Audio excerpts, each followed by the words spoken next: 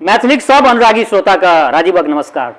श्रोतागण, साहित्यिक यात्रा का नव कड़ी लऽ कऽ आइ पुनः हम अपना यूट्यूब चैनल मैथिलीक सिनेही के माध्यम से अहाँ सबक समक्ष उपस्थित छी। हम पहिने जनतब देने छी श्रोतागण जे अखन अपना मैथिली साहित्यिक कालजयी रचनाकार श्री हरिमोहन बाबू का एकटा बहुत बढ़िया रचना छनि खट्टर कका के तरंग। तो खट्टर कका के तरंग में से आइ एकटा अहाँ सबक समक्ष हम रचना राखऽ चाहै छी। तैं लऽ कऽ गपशप पहिने नहीं करब, आइ जब समय बचत तऽ बाद में करब। हिनकर रचना कनि पैघ होइ छै। तऽ आजुक जे ई रचना छै, एहि रचना के शीर्षक छै माछक महत्व। और अपना सब गोटा जनै छी जे अपना सब मैथिल छी आ मैथिल भाषी जतेक भी छी सब गोटा माछ के कनि विशेष महत्व दै छियै अपना सबके भोजन में। तो ओहि माछक महत्व पर में खट्टरका अपना खट्टरका के जे तरंग छनि ओहिमे हरिमोहन बाबू की सब लिखलखिन हँ ओ रचना के माध्यम से राखि रहल छी अहाँ सबक समक्ष। बेस लेल जाओ आजुक ई रचना। ओहि दिन माछ पर शास्त्रार्थ बजरि गेल। बात भेलै जे खट्टर कका पोखरि से स्नान केने चल अबैत रहथि। हम पूछलियनि कि यौ खट्टर कका माछ खाय? खट्टर कका बजला, अवश्य अवश्य। कोन माछ छौ? नेबो छौ बाड़ी में, की नेने चलियो की? हम कहलियनि नहीं नहीं से बात नहीं छै, केवल सिद्धांतक दृष्टिए पूछल अछि। खट्टर कका बजला, तहन तू महा अनर्थ केला। भोजन काल ककरो पूछिए जे की दही खाय आ पाछा कहिए जे केवल सिद्धांतक दृष्टिए पूछल अछि, ई कोनो नीक बात छियै हो?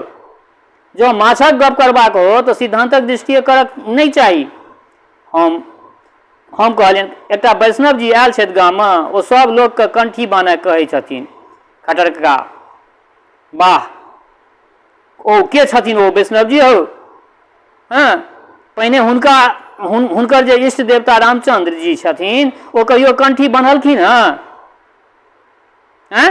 खट्टर कका जे कहलखिन जे हुनकर जे इष्ट देवता रामचंद्र जी छथिन ओ कहियो कंठी बन्हलथिन? देखा विवाह में की सब आयल छलै, मीन पीन पाठीन पुराने आ भरी भरी भार कहारन आने। भगवान रामचंद्र जी के विवाह भेल छलनि तऽ एहिठाम माछ दही के भार अपनो सब ओतऽ प्रचलित छै, विवाह में माछ दही के भार जाइ छै। वही पर ई लिखल छै, रामायण के ई लाइन छियै, मीन पीन पाठीन पुराने आ भरी भरी भार कहारन आने। महाराज रामचंद्र के तो मृगो से बहुत प्रेम छलनि हो। क्षत्रिय भऽ कऽ शिकार नहीं करते, मांस नहीं खाते तो कि बकरी के दूध पीब कर रहते। अन्न शाक प्रिय शूद्रो वैश्यो दुग्ध दधि प्रिय, मत्स्य मांसं प्रिय क्षत्रि ब्राह्मणो मधुर प्रिय। और सीता जी तो आजन्म सौभाग्यवती रहली, माछ किया छोड़ते? हम कहलियनि वैष्णव जी के सिद्धांत छनि जे माछ ककरो नहीं खेबाक चाही। खट्टर कका, तहन की खेबाक चाही? काँट। ओ माछ के अखाद्य बुझै छथिन। हम कहलियनि यौ खट्टर कका, ओ कहै छथिन जे माछ अखाद्य होइ छै। खट्टर कका, से किया? ओहिमे जीव छै तैं। खट्टर कका, जीव तऽ वनस्पतियो में होइ छै, तखन माटि खाओत। अन्न और फलक दोसर बात होइ छै। खट्टर कका, दोसर बात की होइ छै? फेर ई हेहर पानी वाला बात बजै छ। दोसर की होइ छै? हम कहलियनि जे ओकर चैतन्य प्रस्फुटित नहीं रहै छै वनस्पति का। खट्टर कका, से तो अंडो में नहीं रहै छै, से तो अंडो में नहीं रहै छै। तो हम कहलियनि वैष्णव जी के कहते छनि जे मनुष्य स्वभावतः निरामिष भोजी ठीक। खट्टर कका, कदापि नहीं। यदि मनुष्य स्वभावतः निरामिष भोजी रहैत तऽ माछ के देखते ही मालजाल जकाँ सुंघ कऽ छोड़ि दीता। कहियो देखलक एहन बात? खेबाक चाही कि नहीं ई प्रश्ने नहीं उठता। तखन अपने की विचार? खट्टर कका, विचार यह जे हमरा लोकनि भेड़ी बकरी के श्रेणी में नहीं छी, अर्थात मांसाहारी छी, शाकाहारी नहीं। खट्टर कका नोचि लेलनि, तखन कहऽ लगला एक ठाम पौनाई में गेलहुँ। सुना, एक ठाम पौनाई में गेलहुँ तो पूछलक कि जे दही खायब कि दूध? हम उत्तर देलियै जे दही दूध में परस्पर विरोधक संबंध तऽ छै कि नहीं, हो तऽ दुनू आनि सकै छी। तहिना मांस आ शाक में तो कोनो विरोध छै कि नहीं। हमरा लोकनि उभय भोजी प्राणी थिकौं, दूध माछ दुनू में कोनो बातर नहीं, झिंगो बेस आ झिंगनियो बेस। हम कहलियनि वैष्णव जी दाँतक रचना से सिद्ध करैत छै जे मनुष्य बानर जकाँ शुद्ध फलाहारी जीव थिक। मांस खायबा योग्य दाँत हमरा लोकनि के अछिये नहीं। खट्टर कका, अछिये नहीं? तखन खाइ छी कोना? हम जे माछ खाइ छी कि बिलाड़िक दाँत पैंच लऽ कऽ हम खाइ छी? जहाँ धरि दाँतक प्रश्न छै, वैष्णव जी के चिंता करबाक कोनो प्रयोजन नहि छनि।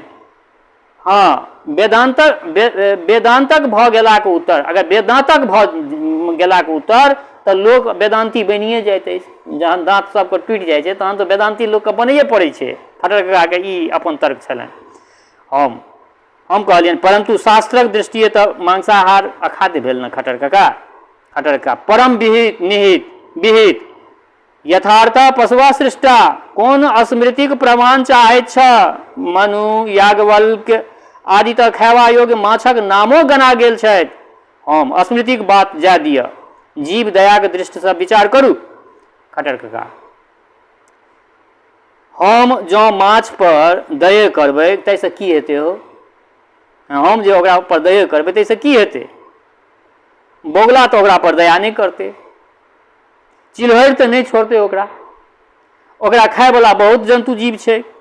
हमरा मुँहसँ छुटि कऽ सोँसि घरियारक मुँहमे जेतै, एहिसँ माछके की उपकार हेतै? हम कहलियनि जे ओकर उपकार होइक वा नहि, किंतु हमर अपन उपकार तऽ जरूर हैत। खट्टर कक्का हमर उपकार की हैत हो? हम मांस उत्तेजक पदार्थ होइत छै, ओ खेलासँ मनमे नाना प्रकारक विकार उत्पन्न होइत छै। ताहि सबसँ बचब, यानी तामसी भोजन होइ छै माछ मांस, ओहिसँ विकार उत्पन्न होइ छै मनमे, तऽ ओहिसँ हमसब बाँचब। हम अपन तर्क देलियनि।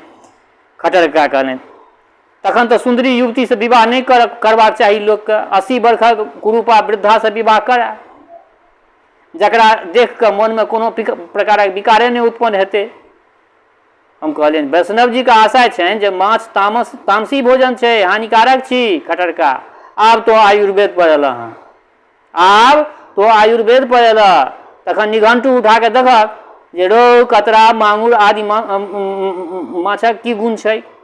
हम किंतु खटाई मरचाई आदि पड़बाक कारण माछ गुड़पाकी भोजन भऽ जाइत अछि। खट्टर कक्का तखन तऽ हम तऽ लघुपाकी वस्तु होइत, सबसँ लघुपाकी वस्तु तऽ साबूदाना होइ छै, सएह उसीन कऽ दुनू साँझ खेबाक चाही। हम कहलियनि वैष्णव जी एकटा युक्ति दैत छथि, माछक उत्कट गंधे सिद्ध करै छै जे मनुष्यक स्वाभाविक खाद्य ई नहि छी, यानी बड्ड गंध दै छै। लोक जबरदस्ती तेल मसालाके योग दए ओकरा खायबा योग्य बना लैत अछि। माछमे यथार्थ स्वाद रहितै तऽ लोक ओहिना किएक नहि खैता? खट्टर कक्का तखन वैष्णव जी ओहिना काँच ओलक टोटी किएक नहि चिबबै छथि? हुनका कहियौन जे काँच ओलक टोटी ओहिना चिबबैके लेल। एतेक विन्यास कऽ कऽ हलुआ पूरी बनबै छथि से सोझे गहूँम किएक नहि फाँकि जाइ छथि? तेल मसाला केवल माछेमे पड़ै छै, तरकारीमे नहि पड़ै छै हो? तखन सब पित्त माछे पर किएक एना उतारै छक? हम कहलियनि वैष्णव जी के कथ्य छनि जे माछ अपवित्र स्थानमे रहैत अछि, अपवित्र वस्तु खाइत अछि, तेँ अखाद्य भेल माछ। खट्टर कक्का तखन वैष्णव जी मौध किया खाइ छथि से हमरा कह। मधुमाछी कहाँ कहाँ जाइत अछि, कथी कथी पर बैसैत अछि, तकरा देहसँ निचोड़ि कऽ मधु बहराइत अछि, से जखन हाविष्य तऽ माछ तऽ भला जलक जीव थिक। हम तखन अहिंसा में अहाँके विश्वास नहीं अछि। हम कहलियनि जे खट्टर कक्का अहाँके अहिंसा में विश्वास नहीं अछि। खट्टर कक्का कोना रहो? संसार में इएह देखबाक अबैत अछि जे जीवो जीवस्य भक्षणम, इचना के पोठा, पोठा के सौरा, सौरा के बुआर, बुआर के तिमी, तिमी के तिमिंगल, या मत्स्य न्याय सर्वत्र दृष्टिगोचर होइ। सृष्टिक चक्रे हिंसा पर चलै छै। यदि भक्षक अपना भक्ष्य प्रीति करत तऽ खायत की? हम परंतु एहि देश में तऽ अहिंसा परमो धर्म, ई तऽ एहि देशक सिद्धांत छियै। खट्टर कक्का या धर्म तऽ हमरा लोकनि के चौपट कए देलक। पृथ्वी पर वएह जाति जीवित रहि सकैत अछि जकरा में भक्षण करबाक सामर्थ्य छै। यदि अहिंसाक अर्थ होइ भक्ष्य बनि कऽ रहब तऽ सबसँ बड़का अहिंसक थिक जनेरक गाछ। आब सुन, सबसँ बड़का अहिंसक थिक जनेरक गाछ, जे ककरो किछु नहीं बिगाड़ैत छै, जकरा मन में अबै छोपि लिअ। हो बाबू, हम तऽ एहन जनेर बनक हेतु तैयार नहीं छी। हम कहलियनि वैष्णव जी के तात्पर्य छनि जे कोनो जीव के निरर्थक क्लेश नहीं पहुँचेबाक चाही। खट्टर कक्का हम कहाँ क्लेश देबऽ चाहै छियै हो, परंतु जखन झोर बनि के आगाँ में आबि जाइत अछि तखन ओकरा छोड़ने की लाभ? ओकरा कर्म में जे क्लेश सहबाक से भइए गेलै, तखन अपनो आत्मा के क्लेश पहुँचाबी, ई कोनो नीक बात? एहिमे कोन बुद्धिमानी छै से तू ही कह। परंतु अपना देशक जलवायु संस्कृति ओ परंपरा के देखैत वैष्णव जी कहै छथिन जे अनुकूल नहीं है। खट्टर काका माछ खा परमावश्यक, खास कऽ मिथिला ओ बंगालक आर्द्र भूमि में एहि दुआरे मैथिल ओ बंगाली कुशाग्र बुद्धि होइत छथि। कंठी बनने बुद्धि कुंठित भऽ जाइत छै, कंठी बनने बुद्धि कुंठित भऽ जाइत छै, तेँ अधिकांश 111 नंबर वाला संठी सन भेल रहैत छथि। यदि सब ओहने भऽ कऽ बड़का बड़का पोखरी अधमन्ना रोह तहन की हैत हो? यदि सब ओहिना भऽ जायत तऽ बड़का बड़का पोखरी अधमन्ना रोह के की हैत? धार ओ चौर सबमे जे एतेक माछ होइत अछि से व्यर्थ भऽ जायत। देश के केहन भारी आर्थिक क्षति पहुँचत, लाखों गोटा के जीविका बंद भऽ जेतै। मलाह कथी पर चाँचर उठेता, मलाहीन कथी पर मूराक माला पहिरती, कवि लोकनि की खा के रस भरल पदावली के रचना करता। माछ गरीबक आहार ओ अमीरक श्रृंगार थिक, ई छूटि गेने अनेको सनातनी प्रथा टूटि जायत। माछ दही के भार बंद भऽ जायत, पितृकर्म में माछ मांसक भोज उठि जायत। लोक की देख कऽ यात्रा करत? स्त्रीगण जितिया में मड़ुआक रोटी कथीक संगे खेती? तखन सधवा ओ विधवा में भेद की रहत? लोक बाड़ी में जमीरी नेबो किया रोपत? सरिसो आमिल लऽ कऽ की करत? माछ तरवा काल जे दिव्य सुगंध वायुमंडल में उड़ि पड़ोसिया के जी के सिहराबैत अछि, से सौरभ कतऽसँ भेटत? समाज के तेहन भारी धक्का लगतै जे मैथिल सांस्कृतिक आधारशिला चूर्ण चूर्ण भऽ जेतै। दरिभंगा बोधगया में परिणत भऽ जायत आ हमरा लोकनि बुद्धू बनि जीवन यापन करब। जखन भगवती के पूजा के करतनि? भगवान नहीं करत जे मिथिला में एहन दिन देखऽ पड़े। खट्टर काका के तर्क छलनि। खट्टर काका हाथ जोड़ के प्रार्थना करे लगला, हे भगवती, भगत लोकनि रामचंद्र जी के प्रिय निषाद के विषादक सिंधु में डुबाबे चाहै छथिन, हुनका लोकनि के सद्बुद्धि दियौन, अहीं बचाबू। पुनः हमरा दिस ताकि के बजला, हम छी दुग्धाशक्त। खट्टर काका कहलखिन जे हम छी दुग्धाशक्त, परंपरा से मीनावतारक उपासक। हमर पित्ती मट्टर काका एकटा भजन गबैत रहैत, तकर किछु पद सुना दैत छियै, से सुना। हरि हरि जन्म कियाक लेल, रोहु माछक मूड़ा जखन पेट में नहीं गेल। हरि हरि जन्म कियाक लेल, रोहु माछक मूड़ा जखन पेट में नहीं गेल। मोदनीक पलै तरक जीभ पर नहीं लेल, आ घृत महक भूजल कबै कंठ में नहीं गेल।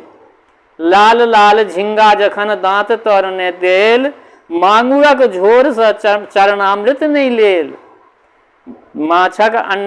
मांगुरक झोर से चरणामृत नहीं लेल, माछक अंडाला जौ नैवेद्य नहीं देल। माछे जखन छोड़ि देब, खायब की बकलेल। सागे पात चिबेबाक छल तऽ जन्म किया लेल। खट्टर काका कहलखिन जे हमर एगो पित्ती छला मट्टर काका, ओ ई भजन गबै छलखिन। हम कहलियनि धन्य छी खट्टर काका, एकादशियो के छोड़ै छियै कि नहि? खट्टर काका, हौ हमर शास्त्र चलात एकादशी कोन कथा, एकादशा के पर्यंत नहीं छोड़ी। हमरा पतरा में तो 2टा तिथि अछि, जाहि दिन माछ भेटल से पूर्णिमा, आ जाहि दिन नहीं भेटल से अमावस्या। हम अलवत साक्त होता अहाँ सन खट्टर काका, एकदम तेहन तेहन तर्क दिलियै जे हमरा गुम कऽ देलहुँ। खट्टर काका, परंतु हौ जी, हम केवल साक्ते नहीं छी, थोड़ेक थोड़ेक सब पटल में छी। पंचामृत लेबऽ काल वैष्णव, भगवती के प्रसाद काल शाक्त, शिवजी के बूटी बेर में शैव। ई कई खट्टर काका बूटी के आराधना में तत्पर भऽ गेला।